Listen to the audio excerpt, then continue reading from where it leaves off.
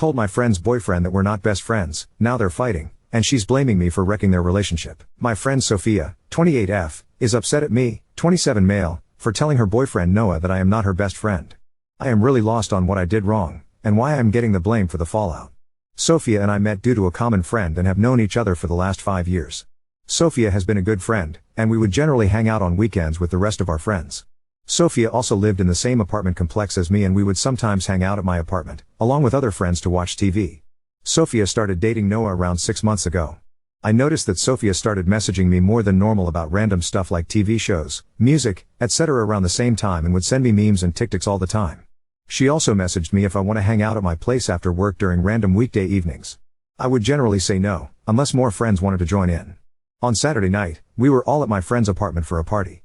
Sophia and one of my friends left to pick up food, and Noah came to me and asked if we can talk for a few minutes. Noah told me that being a guy, I should understand, and he is uncomfortable about my friendship with Sophia. I asked him why, and he said that he understands we are best friends, but he is uncomfortable with her always texting me late at night, or hanging out with me at my apartment on nights when he is busy. He said that he has discussed it with Sophia many times, but she has told him that she will not tolerate him controlling how she behaves with her best friend. He said that he is getting very serious about his relationship with Sophia, and if he should know something before, he commits with his whole heart. The truth is Sophia and I are good friends, but we are not best friends. She is just one of the 8 girls in my friends group that I hang out with and never have. We shared any deep personal secrets about ourselves. I told Noah that he has nothing to worry about. I told him that I would not refer to Sophia as my best friend. In fact, before she started dating Noah, we would barely message each other. I also told him that I never hang out with Sophia alone, and she only visits my place when other friends are invited. Noah asked me if we ever dated or hooked up in past. I told him that Sophia brought up the subject 5 years ago, but I told her why I would not want to date her, and we never talked about it again. Noah asked me why Sophia would refer to me as her best friend then, and I told him that I also find that weird, because we are good friends, but definitely not best friends. Noah thanked me for being honest, and the night went on. Yesterday afternoon, I got a call from Sophia, and she was really mad at me. She asked me what I told Noah, and I told her about our conversation. She told me I was an asshole to tell Noah that we are not best friends and how I messed up her relationship. I told her I did not say anything bad about her, and in fact soothed his concerns that there was anything going on between us. She told me that they had a big fight the night after the party, and Noah confronted her about why would call me her best friend and tell him that you were at my apartment alone, when none of those things happened. She told me that I should have just backed up her story. Seems like they are having a big fight about her lying to him. I feel bad for Sophia, as I really feel they both are cute together and Noah really likes her. Sophia has also told us how much she adores Noah and that they are happy together. It's hard for me to understand why Sophia would lie to Noah that we are best friends, and we hang out alone together when he is busy. Am I wrong to tell Noah that Sophia and I are not best friends, and should I have just played along? I am not really sure I even understand why I messed up or what to do at this point. Update 1. She said some unkind things to me on Sunday after I told Noah, her BF, that we were just friends, and definitely not best friends as she is trying to portray me to be. Moreover, I also told him that I never hang out with her alone, and it's generally with a group of friends, as she had also lied about this to him. Yesterday evening, Sophia messaged me to apologize for the outburst and asked if we could meet and she can explain why she did that. I told her okay, and she came to my apartment. She told me that she loves Noah, and he is really a good boyfriend. However, he is not very motivated and lazy. When they started dating, he was not really putting a lot of effort in the relationship, and she had to ask him for everything. It used to bother her a lot. She knew that Noah's last girlfriend cheated on him, and it took him 2 years before he started dating again. Noah was very insecure about dating her and asked her to make sure she shares everything with him. Sophia said that Noah is a great guy, but she needed him to be a better boyfriend. So, she thought she would make Noah jealous by talking to me. She said it worked, and Noah started reading our messages. She knew I would not flirt back with her because I have explicitly told her I am not interested in her, and so she thought I was a safe choice. She said Noah kept on asking her why she is talking to me so often, and she told him that I am her best friend, and she needs the emotional support and stability I provide since Noah is not emotionally available for her. That made Noah start replying to her messages quickly and also being more present in the relationship. Noah also wasted his evenings playing video games with his friends and ignored her. So, she would message me on those days and ask if she can hang out with me. She lied to Noah that we would just sit in my apartment and watch movies since he was unavailable, and it used to bother him. He asked her to stop, but she told him that he can play his games and she can have a fun evening with me. Noah repeatedly asked her to cut contact with me or at least not hang out with me alone in my apartment, and eventually stopped playing video games with his friends so he can hang out with her in evenings. She would also lie to him about how I cooked elaborate meals for her, and we had wine and painting nights, which led Noah to do the same. Finally, she told me that I was an asshole to not go with her story and tell Noah the truth. Noah, of course, got angry at her and saw that it was an act to get to change him. Sophia was so proud of her latest lie. She told Noah that I played down our relationship because I was trying to protect Sophia. She told him that I am such a great guy and was just trying to make sure that my best friend's relationship was not affected because of me. I told her that I was not really happy being a pawn in her lie. She told me that it was a genius idea and there are no victims. She got what she wanted, and Noah is a much better boyfriend, thanks to me. And she will now show Noah how much she loves him by slowly reducing messages to me, which he would appreciate, while still thinking of me as a threat that Sophia can fall back on if he changes his loving behavior. She pleaded me to just keep quiet for her sake as she is so happy with the way Noah is now. I thought about it and agreed with her. It feels weird that she is literally training Noah like a lab monkey and behaving the way she wants, but at the end of the day, he seems to have become a better boyfriend thanks to Sophia's plan. I was conflicted on what to do, but I will just go with the act for Sophia's sake as Noah also likes her and there is no reason to mess things up for them. I would like to hear neutral opinions on if I am wrong with helping Sophia lie to Noah, as it seems like it has made their relationship better and Sophia seems to be happy. After reading the comments, I am inclined to tell Noah the truth. However, I feel he would still choose to leave Sophia over me. Moreover, I am worried he would think I am trying to break them up for my own selfish benefits. I don't want him to think that I am her best friend who has feelings for her and hence, trying to break them up. Would you have believed your partner's friend if they came forward and told you this? Won't you think that the friend is just manipulating into breaking you up? Thanks everyone for your input. I really thought about telling Noah. I have decided not to tell him. I do not have any messages that would prove she is lying. Moreover, I am also scared she might manipulate Noah into believing I am her guy best friend and desperately trying to break them up after Noah told me he wants to be more serious. I risk losing my friends if they tells that narrative to all my friends. As much as I realize she is playing on Noah's worst insecurities, I do not have a way to tell him without risking a social suicide. Sophia's plan is foolproof and there is no way I can convince Noah without any solid proof. I will, however, avoid her and not reply TP her messages and only interact with her in social settings. Update 2. I posted 2 weeks ago regarding my friend, Sophia, manipulating her boyfriend Noah by telling him that I was her best friend and making him jealous. I didn't want to post daily updates, but I feel a lot of you will be happy with the events of the last 2 weeks. I knew Noah would not have believed me, and it would just solidify his belief that I had feelings for Sophia and was trying to break them up.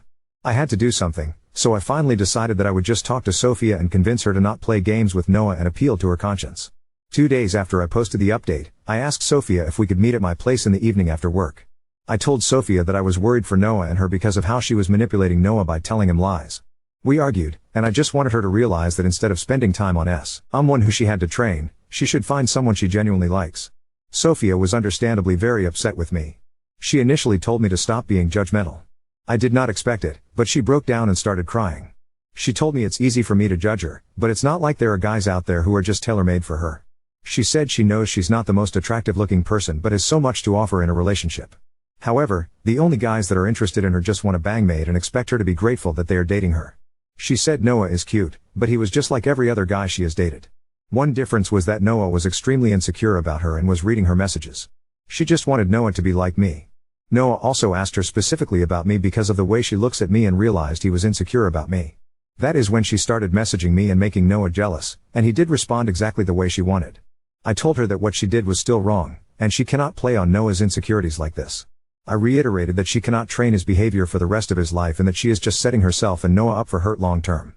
I asked her to come clean to Noah and be true to herself.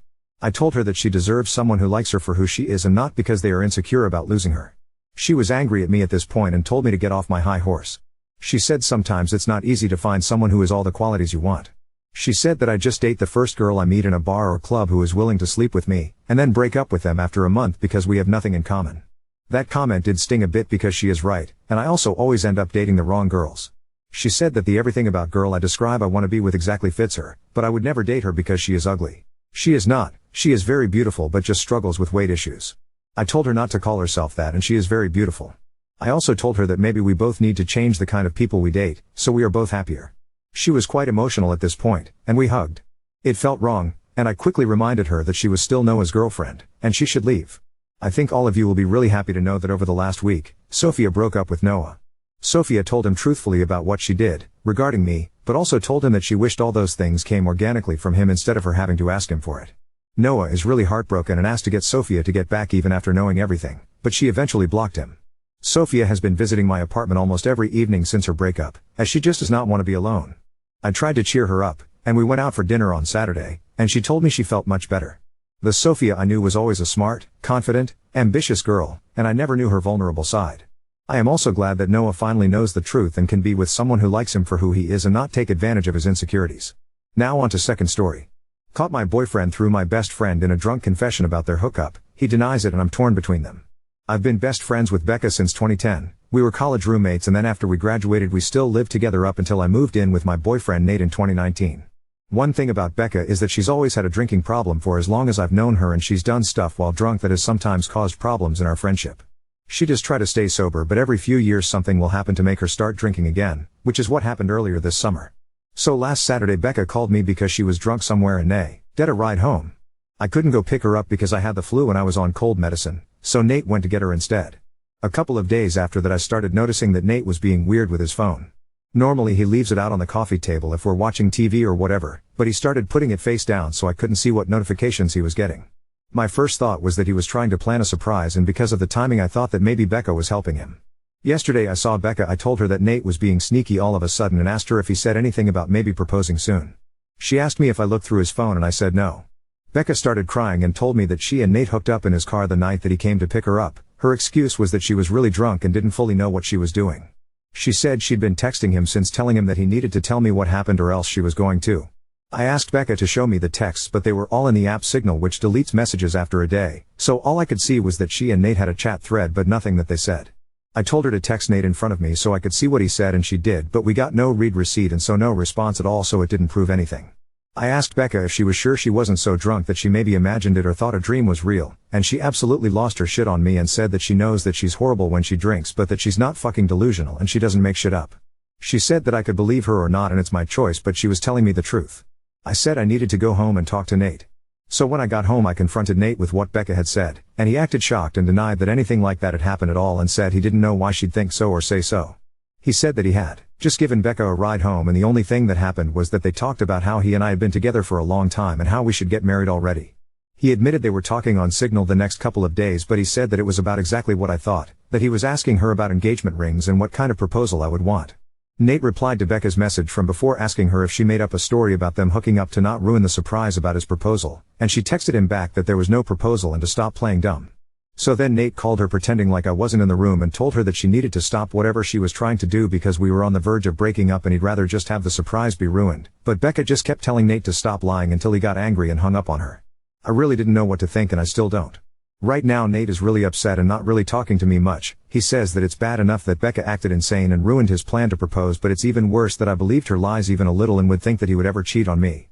Becca texted me saying she was sorry, but otherwise I haven't talked to her either. I don't want to think that Nate would cheat on me or that he'd take advantage of Becca if she was that drunk, but I feel like I can't be 100% sure because I've known Becca for 13 years and I also just can't believe that she'd lie to me about something this important. And I know that she does have a drinking problem, so I can believe that she'd sleep with my boyfriend if she was drunk out of her head. She's done some pretty awful things in the past when she's been drunk. I don't want to wrongly accuse Nate of something he didn't do, but I don't want to be an idiot. Update 1. So on Thursday night after I got everyone's advice, I told Nate that I had found out a way to recover deleted messages from Signal. He immediately took out his phone and opened the app and asked me to show him how to do it, so I already thought that must mean he was telling me the truth because he didn't panic or hesitate at all. Which was good because when I tried to download Signal on my old phone it turned out that it's too old to support the current version of the app, so it wouldn't work. Nate then asked me if we were going to have to go out and buy a new phone for me to believe that he was telling me the truth, and he said that he was willing to do it if that's what it would take.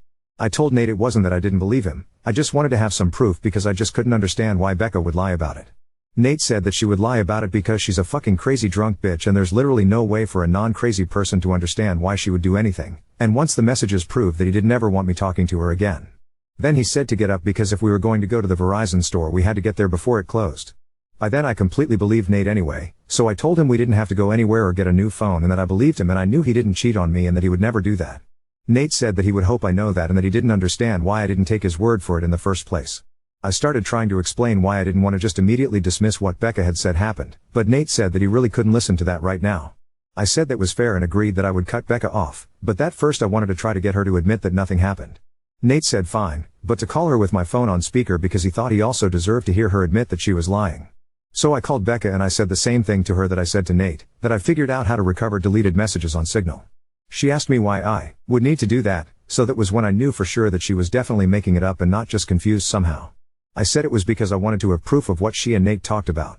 Becca asked me if I saw their messages, so I lied and said yes. After that Becca just went silent until finally I asked her if she was going to say anything.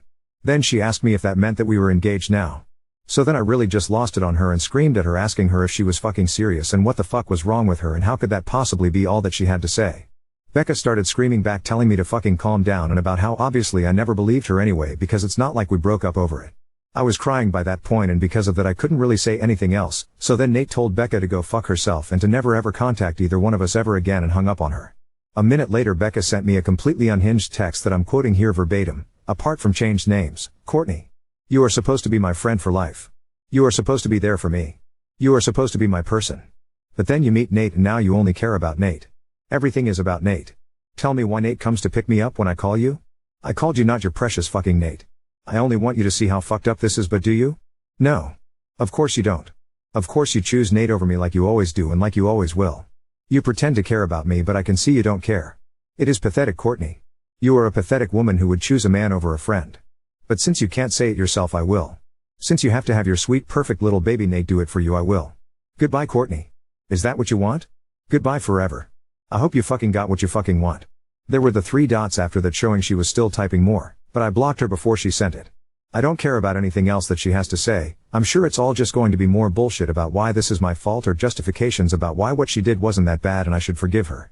I know Nate is probably right and there's no non-crazy logic behind why Becca would stoop to doing something like this, but obviously I've still been thinking about it and my best guess is that whoever said that Becca still blames me and Nate, apparently mostly Nate, for her being a drunk mess who can't get her life together is right.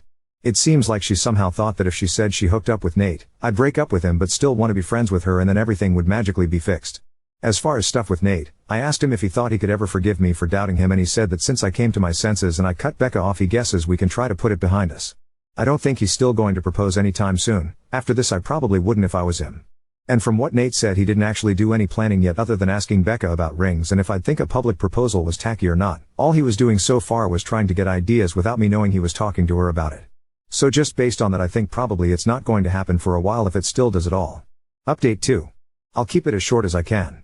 Unfortunately I have nothing good to report.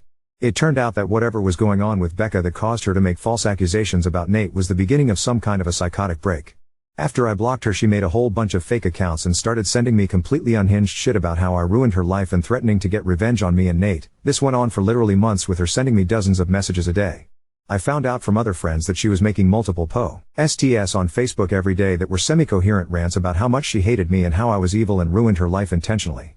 I tried to talk to the police 2 different times to get a restraining order because I was afraid that Becca was going to show up at our apartment and attack me or Nate. I literally even got a front door camera because I was so scared that she was going to hurt us. The police said that because Becca wasn't threatening actual violence she was just a nuisance and they couldn't do anything. They acted like I was an idiot because it isn't illegal to talk shit on Facebook and they basically told me to just keep blocking her whenever she made a new account and eventually she'd get bored and move on. Then finally there was an incident where someone broke the windshield of Nate's car while he was parked at his work.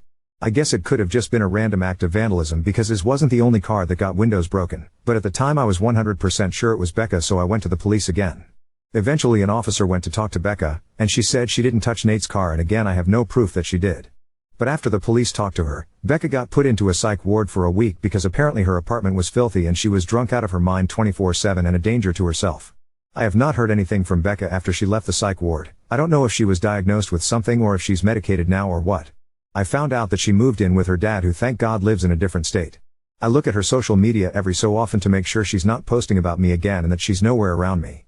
I haven't mentioned Nate much in this update because we're no longer together.